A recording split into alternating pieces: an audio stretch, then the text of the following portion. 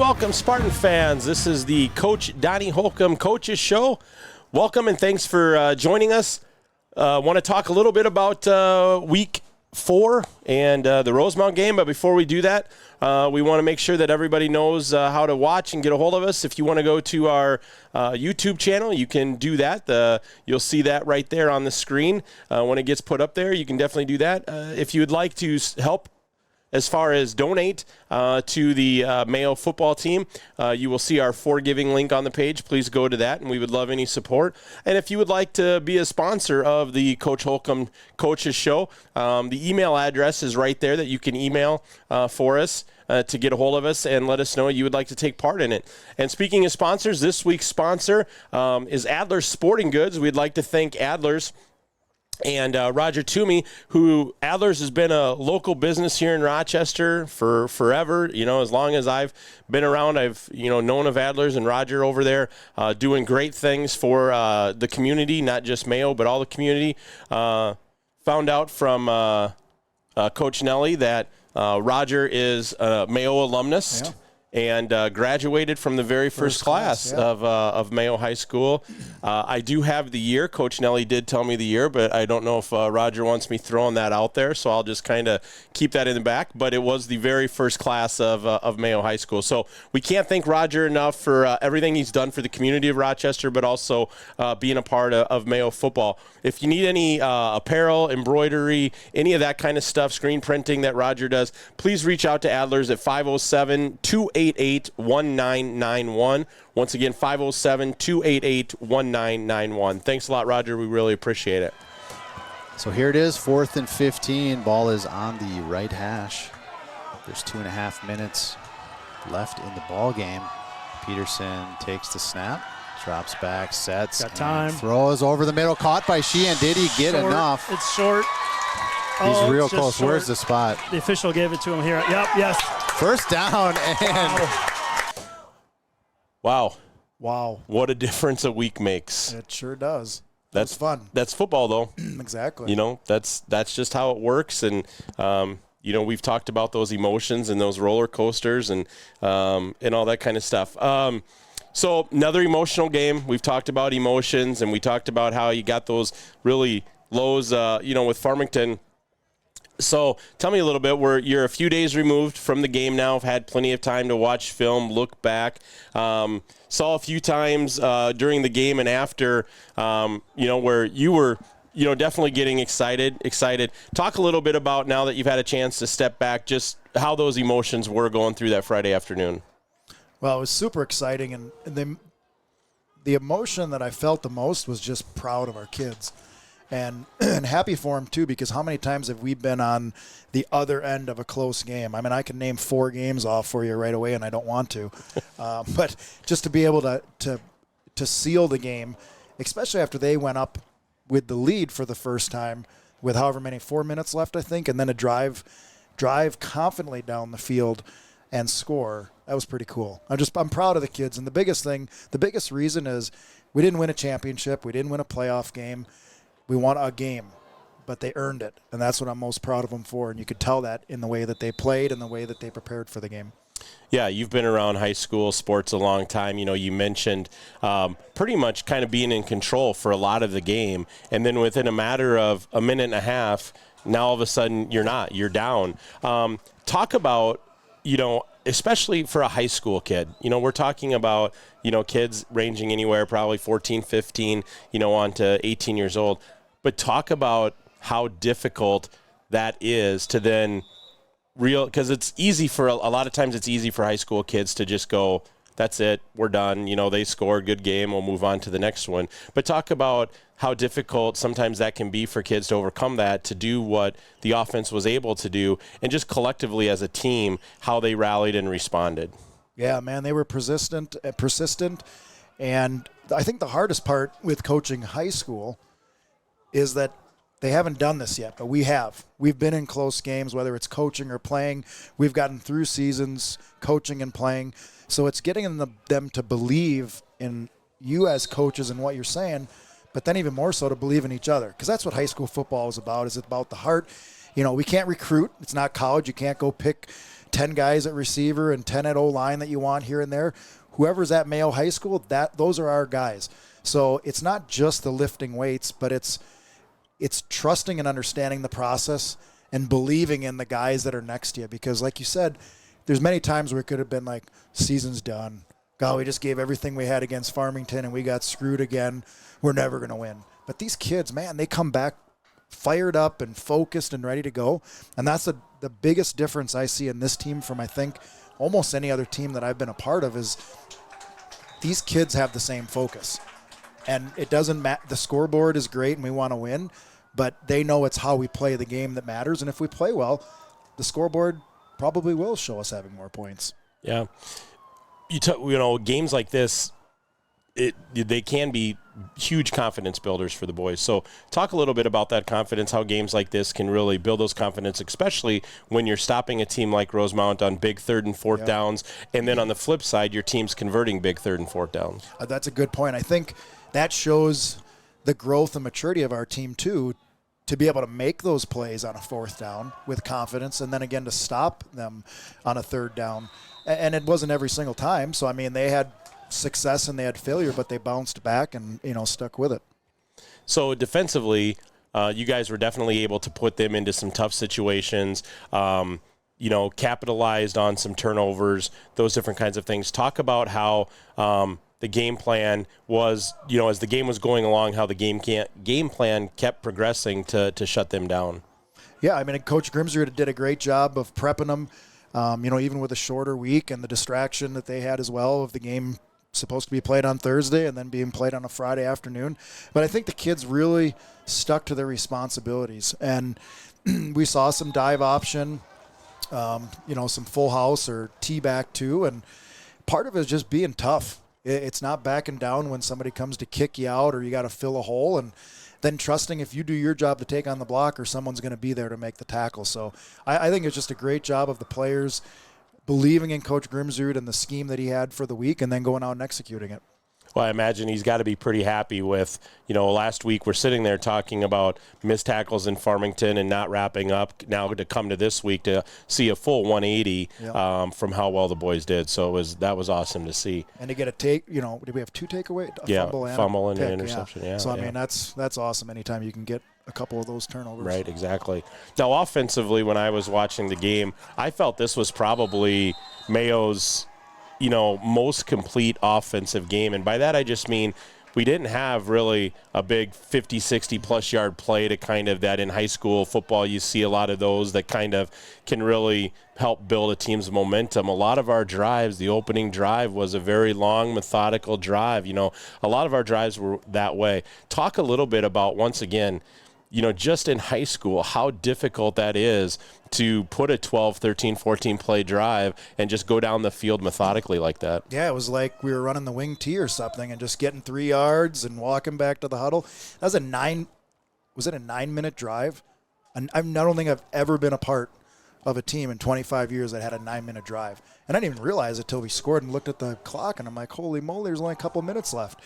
So I think being consistent and the kids understanding, like, it's a rep in the weight room. We got to run this one play. We might get 3 yards. We might get 5, get back and get ready for the next one, work hard. And they were real super physical too. I mean, I was proud of our line and our running backs and receivers the way they blocked. But just coming back to the line of scrimmage and saying, hey, next play, let's just keep pushing for some yards and keep those chains moving.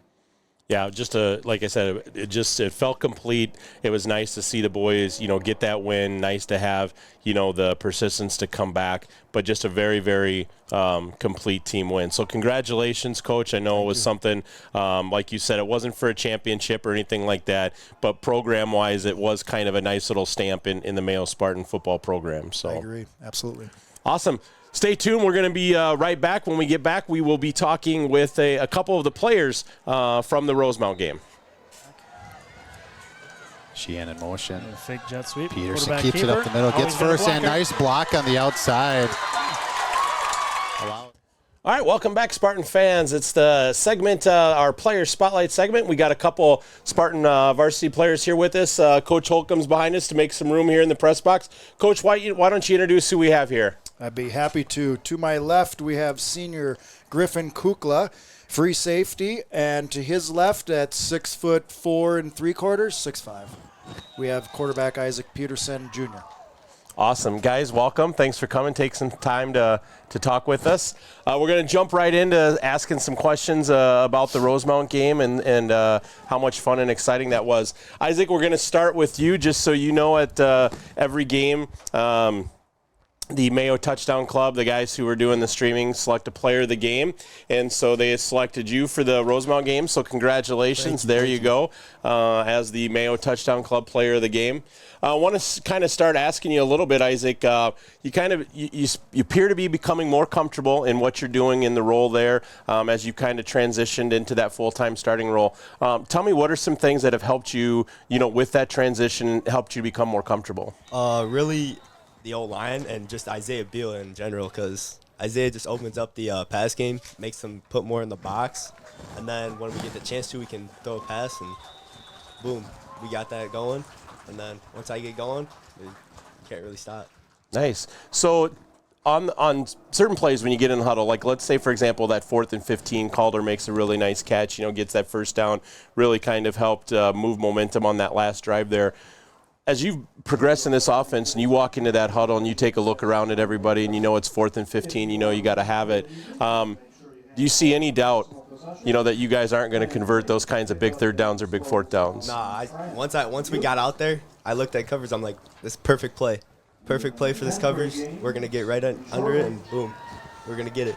And everybody just knows that when they're in the huddle that we're gonna attack that and make those big plays happen. Yeah. Mm-hmm. And then over the last couple weeks, I've kind of been impressed with, there's been a couple plays in particular where, you've made some really good, smart football plays. You haven't taken losses. You haven't taken, sacks. You've gotten rid of the ball and made, Farmington, there was that scramble. Here with the Rosemount game, from my source, we're just going to call it the first sound snafu play because I know from my source that I can't say bad snap. So we will call it the first sound snafu play, but it was really heads up when you grabbed that ball, threw it up to the line of scrimmage, you got it out of bounds. Those kinds of plays kind of take us through the progress of what's going through your mind, where sometimes high school kids will want to try and make something happen, but what were you thinking in those plays? What I was thinking is if any snap gets over my head, I got to get it out and just throw it as far as I can out of bounds, really, and just make sure it's over the line of scrimmage. Get out of the pocket and throw it out. That's awesome. I mean, like I said, a lot of times high school you just see kids who try to pick it up and make something happen, and usually that turns, into some bad plays. So Griffin, another great defensive game, another game where you're on top of the, right up there towards the top with tackles and assists and things like that. I know tackling's been something over the previous weeks that the Spartans have kind of, had some issues with, kind of not finishing tackles, but it really seemed like this week you guys were right up there at the line of scrimmage, or as soon as you hit somebody, they were going down. What seemed to change for you guys coming into this week with your preparation for Rosemount? Yeah, the last week for Rosemount, it was a big week of getting to the ball, and if they do run that power and try to run it up the middle, we got to stop them and we can't let them get it. We got to kind of funnel it out to not their game, so we tried to make them air the ball out a little more. They didn't really air the ball out as much as we wanted them to, but I mean, we stopped the run really well. A lot of 3-and-outs, a lot of short drives for them, so I thought it was pretty good. Well, with a ball hawk like yourself in the backfield there, jumping routes, talk to us about that nice interception. So, it looked like on that return you really wanted that end zone pretty bad. You weren't going to stop until you got there. But tell us about how you read that route, how you jumped it, and then the return. Yeah, so actually all week I was just envisioning that 3rd and short, 4th and short, those quick routes like that curl route. They ran a lot of curl routes against the week who'd they play the week before? Egan? Yep. Yeah. They ran a lot of curl routes against Egan, and I saw one of the players make a nice read and jump the pass. So I was like, yeah, I'm going to do that same thing. And when I saw it right away, I saw he had the ball out fake play action pass, and as he pulled it, and the receiver, Casey Kramer had got to the ball, and the receiver stopped and went back, and I was in good position, and I jumped it, and I almost got tripped up. I tripped over his feet, and I stumbled for 5 yards, but then I got back up and I kept going. Wanted that end zone. Came pretty close. Yeah, I mean, it was a good return, but You'll get there. Offense capitalized, so it's not too big. That's right. The neat thing, though, too, is you got great plays like that, but sometimes football is also a humbling sport, teaches us some definite lessons and things like that. So be honest with me on that double pass. What was the first words coming out of your mind when you saw he was going to throw it? I probably can't say those words. But like, Oh, shoot. yeah, it was. Darn it. It was a lot of just like we weren't ready for it. I was ready for that screen pass. They ran it a few times before, and I recognized they were far out, like towards the sideline, their sideline more. And the few times prior I saw that it was all screen passes. So I was really trying to like, try to like jump that screen pass. And as soon as I jumped, the free safety nor me went back. So it's just one of those plays they got us. Yeah. Got to kind of give him a pat on the back. It's a good play. Yeah, no doubt. So both of you, you guys can both answer this one. So earlier in the game, Coach Holcomb and I, we talked a little bit about how games like this can build confidence for a team. Talk to us a little bit about how like a win after Rosemount helps coming into a week of practice, builds confidence in practice, and then also being able to carry that into Lakeville South. Yeah, I think especially with the loss to Farmington, especially just like the last second, they converted on 4th down. It's just like, dang, we should have won that one. Just kind of like get them on the back, like we should have got it. And then we came out the next week and we basically did the exact same thing Farmington did to us. So it kind of felt like good, and I think that's really going to help show us as a team where we are, because Rosemount is a good competitor and they've always been able to compete. So I think it just shows like where we're at as a team. Nice. Isaac, what about you? I really do think that this confidence that we have with Rosemount and going into Lakeville South is going to help us with the gauntlet, because we just beat one of the 4, and now we just need to take our chances at number 2. Nice. Coach Holcomb, you've seen both of these players grow through over the years since you've been around with them, with Griffin being a senior now. What are a couple things that have stood out to you about both of these guys? Well, one is 5'7" and the other one's 6'5", and I can say that because I'm short. But I tell you what, I've seen a lot of development in both of them. Griffin over the years and working up to his senior year. And the cool thing about it is like, there's no hiding it. Griffin is not a big guy, but man, he's got a big heart and he hits hard. I mean, he's playing 6A football at like what? Are you 5'8"? I'm 5'8". No, I'm 5'7". Okay, so he's shorter than me, 5'7", whatever, 160 pounds or something. Man, that's awesome to see. And then for Peterson, for him to be able to come on and learn the ropes and the offense and feel confident and comfortable with where he is and the way the team is gelled around it, it's really cool. Great. Awesome. Well, guys, now we're going to do the 10 fast questions. So the easy way about doing this is, Griffin, if you take the mic, I'll ask you, you answer it, and then just move the mic over to Isaac so he can answer it. All right. All right, you ready to go? Yep. All right. Favorite pizza topping? Pepperoni. Okay. Action movies or comedies? Comedies. Do you like camping or staying in a hotel? Staying in a hotel. Camping. If you could have a celebrity as a best friend, who would it be?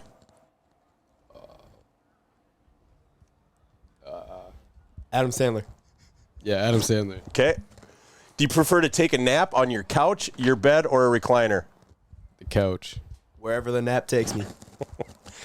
Do you prefer watching one episode at a time, or do you binge watch?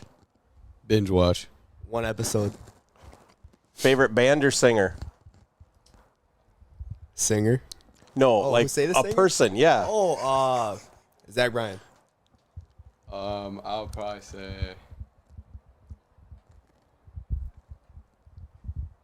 I don't know. All right. Coach Holcomb's Dixie Chicks, just so if you wanted to go with that one. Sure. Favorite potato chips? Dill pickle. Sour cream and onion. What is one thing you cook at home? Ramen noodles. I can make a pretty good bowl of cereal. Perfect. All right.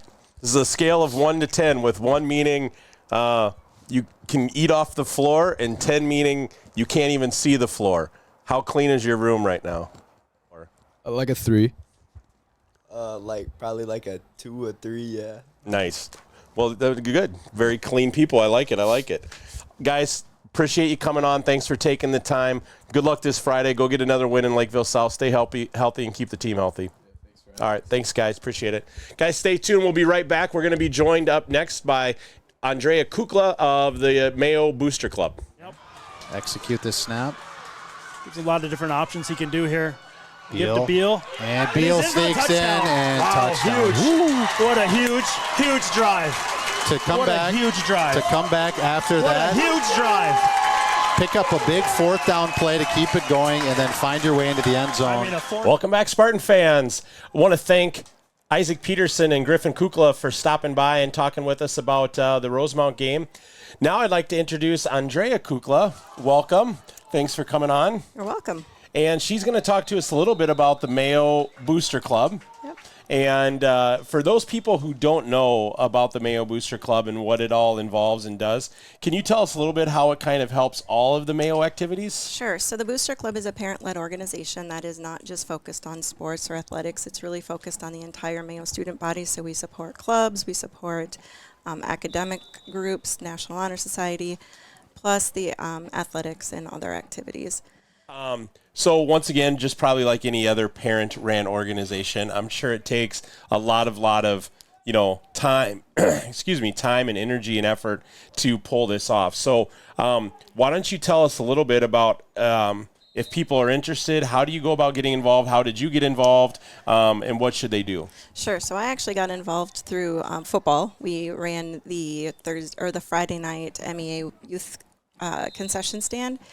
And then Hal, of course, kept asking us back. So Yeah. we continue to come back, but it's a great way to get involved and meet new people, give back to the student body from that perspective, as well as helping at the football games and other activities. So we run both the indoor and the outdoor concessions, as well as the spirit wear. Oh, nice. So if somebody would like to participate, do they just email the Mayo Booster Club? Mayo Booster Club at gmail.com. So you can do that. We would really encourage you to come to meetings. So our meeting, we meet once a month, Monday nights, due to activities. There's so many different nights of activities, and Monday seems to be the freest night. It's usually an hour and a half to 2 hour meeting. So we would really encourage you to come to meetings. It's a very small group, so we need volunteers to keep the concessions running, to keep the spirit wear group open, and then majority of our clubs fill up our volunteer spots, but we do have like Friday night for football. That's all run by parent volunteers, and that's of course our biggest nights where Sure. we need the most volunteers. So what if there's somebody out there who really wants to help support, Mayo Booster Club, maybe just can't give of their time, but would have other resources that they could give? Is that something that they're able to do? Absolutely. So next week we are having posters made that has a QR code, so you could stop by the Spirit Shack, you could stop by the concession, scan that QR code. They're going to be in the parade, so they'll have a banner there. You could scan that QR code. We have a Venmo as well. You can reach out to the Mayo Booster email, and we can guide you on where to do it. If you want to send a check to the high school, you can always do that. Just make sure it's addressed to Mayo Booster Club. Nice. So you talked about, the Friday nights and the concession stands, and I know got Homecoming coming up October 4th, so I'm assuming that's probably another big night, going to be a lot of people at the game. So if people wanted to be involved specifically that game, what would you like them to do? We can take volunteers. We have a lot of the spots filled, but last minute people have things come up, so you can always reach out. Donny has been really good about sending the sign up out as well, plus it comes through the school. I don't know if we'll send it out this week just because it's pretty full.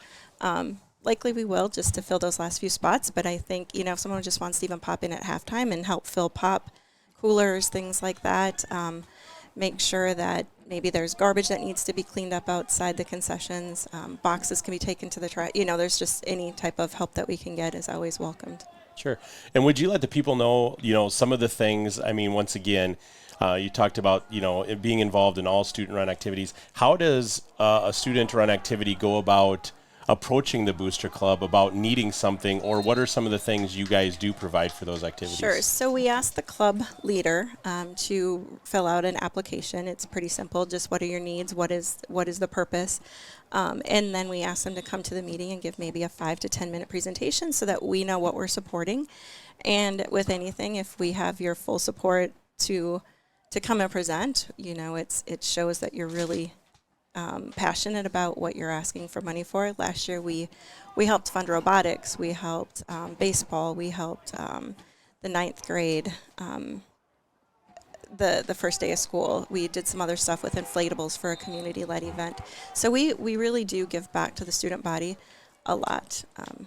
And I'm assuming most of it is all given back to the students. It is. I mean, it's all given back to clubs, groups, yeah. And then, in the past when we've had state-bound teams, we help with fan buses, things like that. So it really does all go back to the student community. Yeah, that's awesome. And I know, particularly, some interactions I've had is, with the tunnel, couldn't have done that without the Booster Club. And so very appreciative of them helping, not just football, but anybody who wants to use that. So that was really nice for them to help out with that. I'm not expecting you to rattle off everybody who's involved, but are there some other people that you'd like to recognize as being part of the Booster Club? Yeah, so Lori Loudon is the president. The treasurer is Kelly Berger, and then Megan Berry, myself, and Cammie Enke are running the concession. So we're trying to build the program up as much as we can, as we have kids that'll, I have a senior this year as well as a sophomore. So in 3 years, and my goal is that we can get someone to come in when Megan and our kids are seniors, and we can train them and get them up to speed so that we can take a step back, watch our kids' senior year, and then be able to have that led for the next.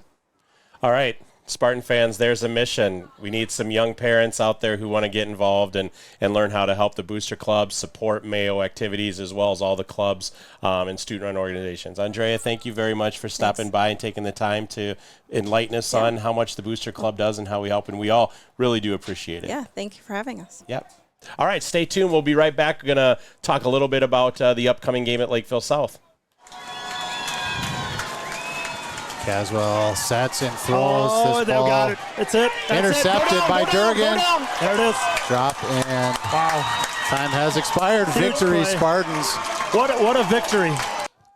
All right, welcome back, sports fans. We want to thank Andrea Kukla with the Mayo Booster Club for coming out and talking with us a little bit about the Mayo Booster Club. She wanted me to also say thank you to all the parents who really stepped up Friday afternoon after Thursday's night game was canceled. The parents that stepped up on Friday afternoon to help out with the concession stand. They were really, really super appreciative of being able to still run full concessions and do all those. So for those parents who showed up to do that, we really, really appreciate it. And Coach, I know you didn't get a chance to pop in when we were talking with Andrea, but just quickly before we move on to talk about Lakeville South, talk a little bit about your interaction with the Booster Club and how much they've meant to Mayo football. Well, yeah, the Booster Club, and I also wanted to put a plug out for all of our administration and just the Spartan culture we have here. To have a game postponed the night before and within 24 hours we're able to get a reffing crew, chains, the press box taken care of. I mean, there's so many working parts that go into it, and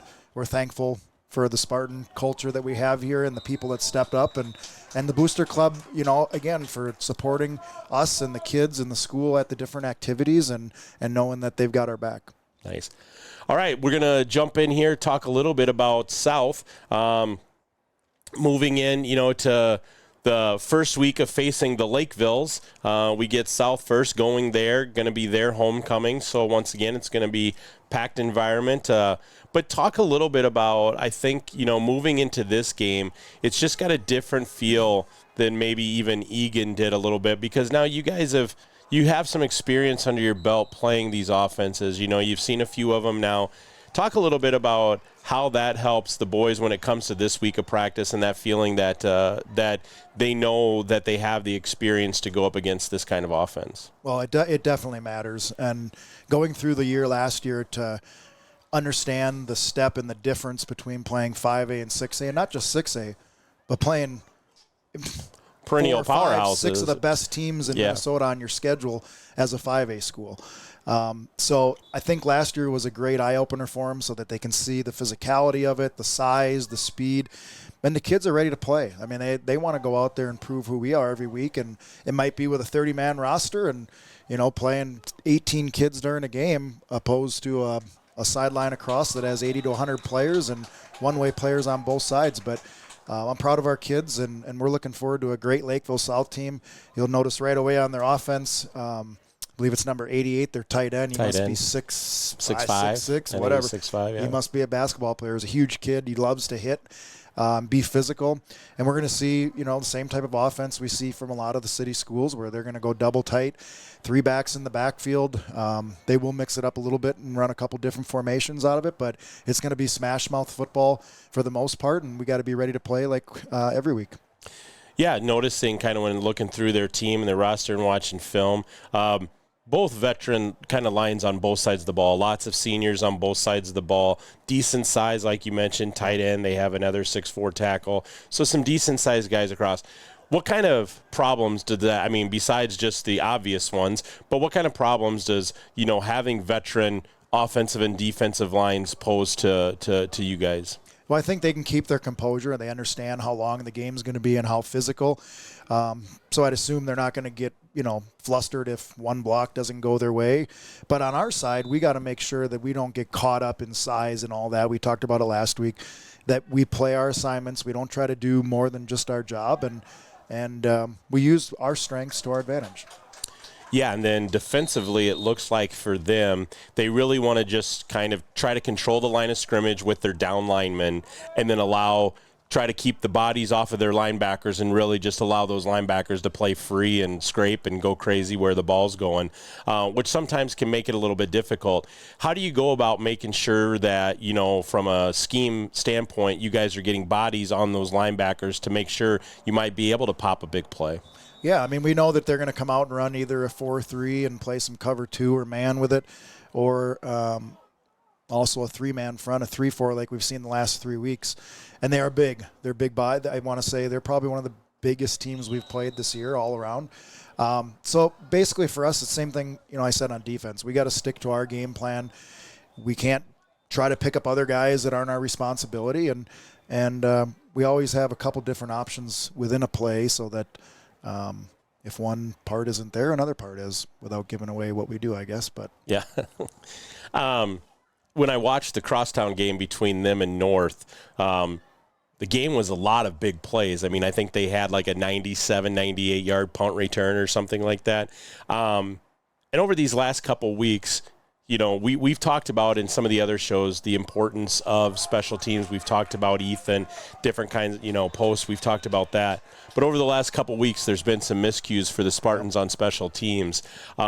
When you see those kinds of things on film and you see how well they are with those special teams, talk a little bit about some things you guys are talking about in practice about how those special teams can change the outcome of the game. Absolutely. Look, we had a punt fake on us last time. Remember how many years Mankato West would do that and just game was over, momentum's gone.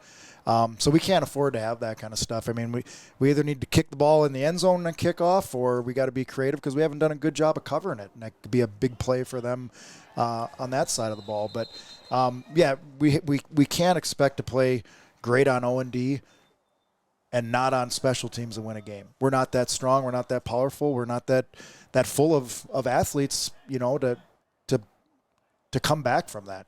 So every position is important. Every down in the game is important to us, and hopefully we're cleaning up special teams along with O&D along the way. Sweet. Last thing in regards to Lakeville South. So, every week, especially when you come off the emotional loss like Farmington, you get back, you're ready to go in the weight room, you're ready to go for practice because you're hungry, you want to go. So now, coming off an emotional win, when you're on a high like Rosemount, how have the boys been this week in practice gearing up? Because sometimes it could have the opposite effect. It could just, hey, we just won a big game. We're pretty good. And sometimes that flow in that first week of practice. So what are things that you guys did, this week practice? How has it been going? And tell us some things about the keys to success to beat South. I think, the number one thing is we don't prepare all season long for just one win or to play good one time. All that does is give us excitement of where we can go from here and how good we can get if we want to be. And we're the underdog. Every single game we're the underdog. There's nobody that thinks we're going to win and maybe not even play the way that we do play. So we got kind of a chip on our shoulder, but not towards anybody else, kind of towards ourselves, to say we have high expectations and we want to get better every single game so we can be at our best at the end of the year, not just say at the end of the year, oh, we won this one game or two games. Awesome. Well, congratulations again, Coach, on Rosemount. Good luck, on Friday against South. Let's keep building on this. I think the boys are excited, and I think there's good things to come. Going to wrap up the show. We got the ninth graders won their game against South. We got the 10th graders playing right now, right behind us. What else going on? Where 7th and 8th grade, what do they got going on this week? Our 7th and 8th grade, oh my gosh, I got to stop and think about this. They are in, our 8th grade is home at ROFA, and our 7th grade is traveling to Pine Island. Yes. I just remembered that. Thank you. Yeah. Yes. 9th and 10th grade are playing South out here, like you said. Awesome, and it looks like gotten some good things going on that side as well. So once again, I want to thank Mayo alumnus Roger Toomey for with Adler's for sponsoring the show this week. Can't do things without our sponsors. So please reach out to Roger, apparel, screen printing, embroidery, all that kind of stuff. You can get a hold of him at 507-288-1991. Once again, he's a Mayo alumnus. So, Roger, thank you again for all the support that you've done here for Mayo football. So, on behalf of Coach Donny Holcomb, our main man Bodie behind the camera there, and the Mayo Spartan Touchdown Club, my name's Rob Cawthorn, and we will see everybody on the next show. Go Spartans. Hands out. Hands up.